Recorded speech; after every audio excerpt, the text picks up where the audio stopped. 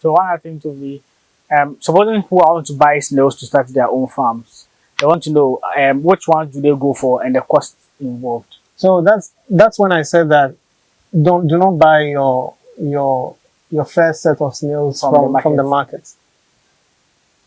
There are other places you can buy the snails from, but do not buy from the market. Welcome to TundeLaniran Farms Limited, the home of farming and processing of farm produce into high quality food products. We produce food with 100% care. We have 1,200 acres of land available for you. These are land that do not have any known government acquisition or any family conflict surrounding them. We would give you your contract of sale once you purchase the land. You also have the land survey documents and the land allocation. Then we have the certificate of occupancy document, which is popularly called the C of O. While the paperwork process is going on, you can begin cultivation on your land. We look forward to hearing from you. We look forward to serving you. Thank you. Okay. So I'm trying to go through, for my previous video that I did about snow farming, people had some questions, certain things that they wanted to know about. So I just went to the comment section, got all the questions out, and I'm trying to see if we can, some of them that we've talked about, some to maybe we just address them as quickly as possible. Yeah. So someone asked, can you use snow as a supplement for animal feed? So to answer that question, I watch so for ducks, I know someone who's into duck farming, who as part of what he feed that he does, but he rings the snow that comes, the follicle, yeah. So he picks them. So he is in where is it? Is it Thailand? One of the ancient countries. So they go there to go and pick them up. Then they break it down, they put it in a mill to mill it, and they mix it with like the feed that they use to feed the ducks. And like they consume it. And according to him, it's quite nutritious to them. I don't know whether you can do the same for any other farm, but maybe. Well, so in our part of the world, I don't know if you would want to spend a lot of money keeping the snails alive to feed your ducks.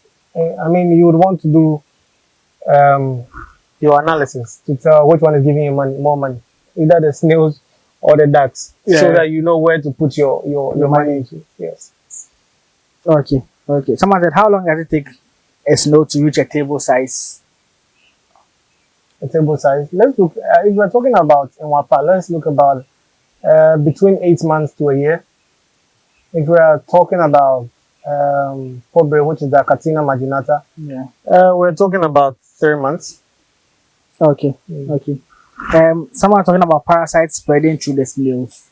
Right. So that's why I said that when you go to the market, don't buy snails that are already suffering, because he might have a disease that you can have to yourself if you go in for it, and it's very deadly. So that's why you need to buy your snails from farmers that you can trust, farmers who pamper their snails, farmers who take good care of their snails and not just do any type of farming.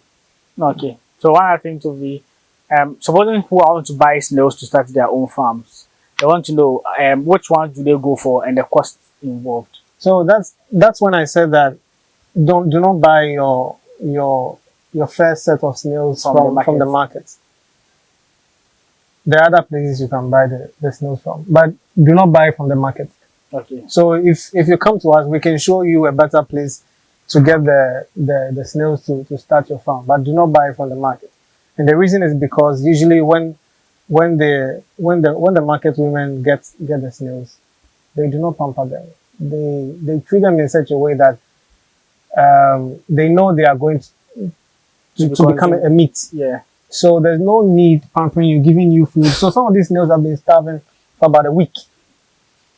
So if a snail is starving for a week, if you introduce it to your farm, it's not going to give you any eggs. And I've had that experience. I've been in seminars where there are farmers who have snails that have stayed with them for more than a year and they haven't laid a single egg. Okay. So do you know the cost? Maybe some other video I did, we're talking about point of lay and juveniles. Do you know the price that they might cost? And that is if you're selling it? No, if you are buying it. So like a point of lay and a juvenile. I wouldn't ask anyone to buy juveniles. Why would you buy juveniles? I saw a video from Uganda also where a woman, I think I saw it on YouTube, where a woman has a pack of eggs and she's selling. The eggs might be coming from a snail who is not so fertile, and then you can buy these eggs, introduce it to your farm, and then they won't even hatch at all. And even if they hatch, because you do not have the experience in managing them, they are all likely to die. And trust me, there's a mortality rate. So as they grow, some of them will die off. Okay. You might give up and then, eventually lose your whole farm. So what I advise that buy eggs that are at the point of laying.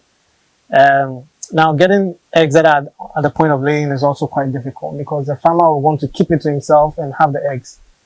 But there's a way to tell that the eggs are about to lay, which is also very important. The opening Of the egg. the opening here, you'd realize that it's very red than usual. Okay. And then they are relatively very heavy. That's when you realize that it has eggs in there. And then you can take advantage of that. Okay, so if someone wants to start, you should buy snails that are at the point of lay. Yes, or basically just mature snails that have been well taken care of.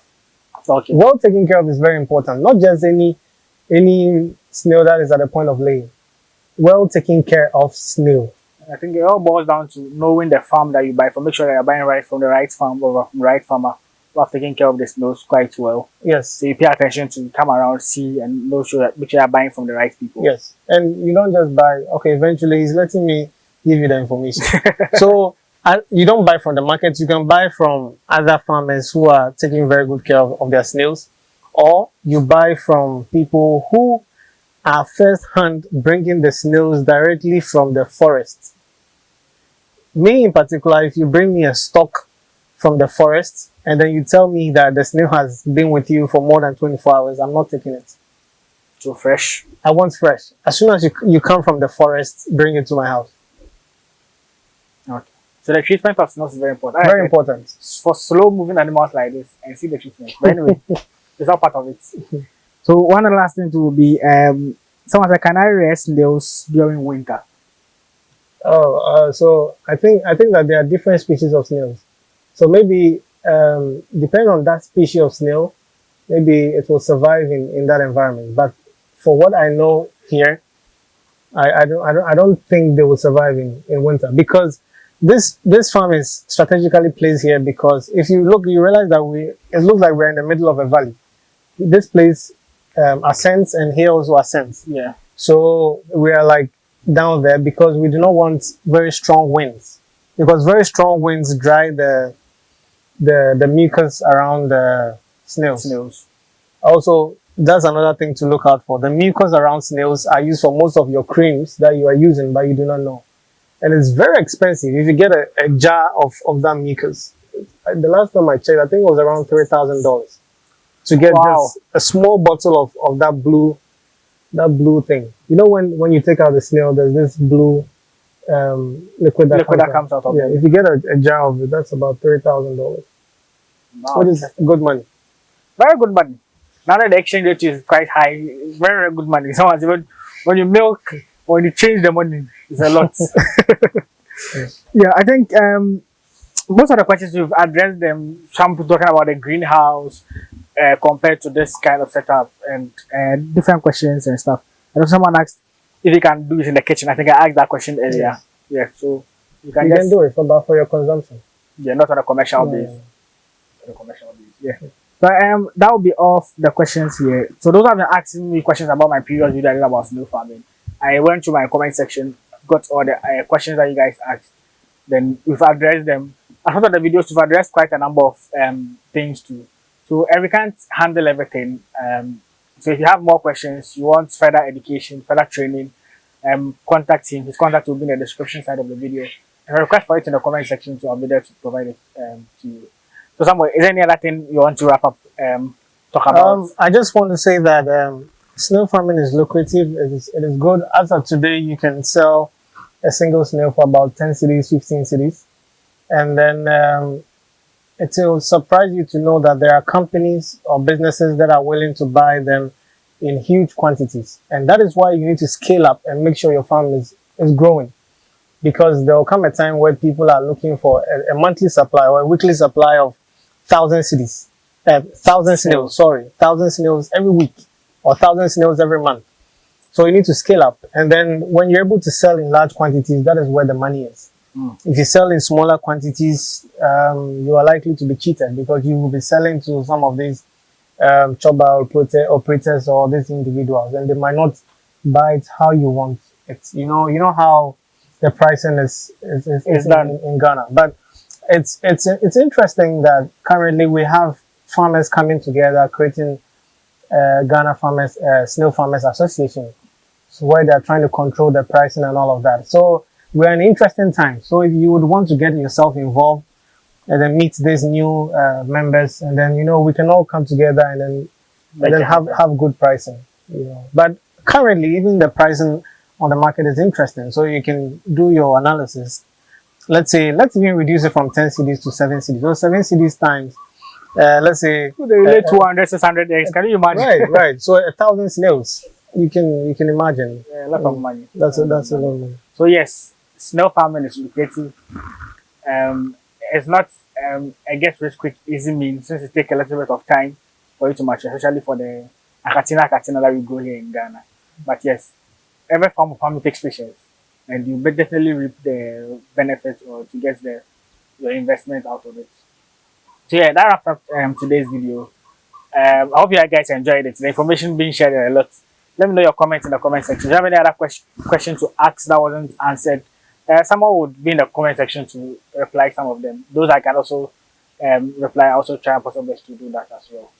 So yeah, please like, comment, share, and subscribe. Subscribe and be part of this awesome family. Share this video with your network, and I'll see you all in the next one. Peace out.